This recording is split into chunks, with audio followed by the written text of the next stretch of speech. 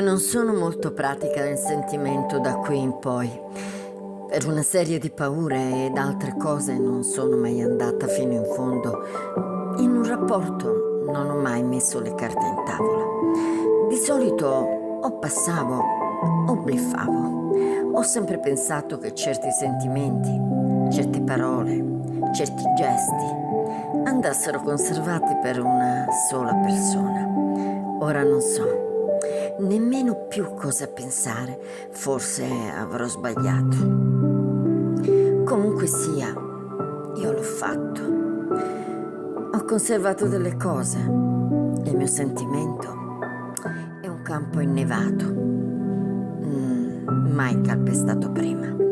L'ho protetto per anni. Non so cosa succederà tra noi, ma questo non è più un limite. Con te ho capito che quel campo lo voglio attraversare. Se tu lo vorrai, ti prenderò per mano e ti porterò dall'altra parte. Quel campo così come adesso è uguale a tanti altri campi. Di chi come me non ha mai avuto il coraggio. Le nostre tracce lo renderanno irripetibile ed unico. Con te sarò nuova. Ti dico queste parole nel periodo migliore della mia vita, nel periodo in cui sto bene, in cui ho capito tante cose, nel periodo in cui mi sono finalmente ricongiunta con la mia gioia. E in questo periodo la mia vita è piena, sì, ho tante cose intorno a me che mi piacciono, che mi affascinano. Sto molto bene, sì, da sola. E la mia vita senza te è meravigliosa. Lo so che detto così suona male, ma non fraintendermi, intendo dire che ti chiedo di stare con me. Non perché senza di te io sia infelice, sarei egoista, bisognosa e interessata solo alla mia felicità. E così tu saresti la mia salvezza.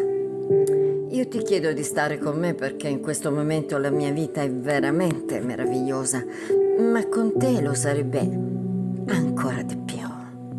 Se senza di te vivessi in una vita squalida, vuota, misera, non avrebbe alcun valore. La persona con cui decide di stare, spero tu possa capire quello che cerco di dirti. Io sto bene da sola, ma da quando ti ho incontrato è come se ogni parola che dico nella mia vita ci fosse una lettera del mio nome, perché alla fine di ogni discorso compari sempre tu. Ho imparato ad amarti e visto che stando insieme a te ti donerò me stessa, cercherò di rendere il mio regalo più bello, possibilmente ogni giorno.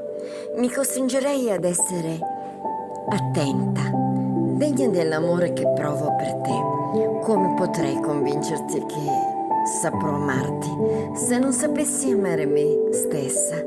Come potrei renderti felice se non potessi rendere felice me stessa? Da questo momento mi tolgo ogni armatura, ogni protezione. Con questo non ti sto dicendo viviamo insieme, ti sto dicendo viviamo, punto. Non sono innamorata di te. Io ti amo. Per questo sono sicura. Nell'amare ci può anche essere una frase, tipo una fase di innamoramento, ma non sempre nell'innamoramento c'è vero amore. Io ti amo, ma come ho mai amato nessuno prima e sono anche innamorata di te.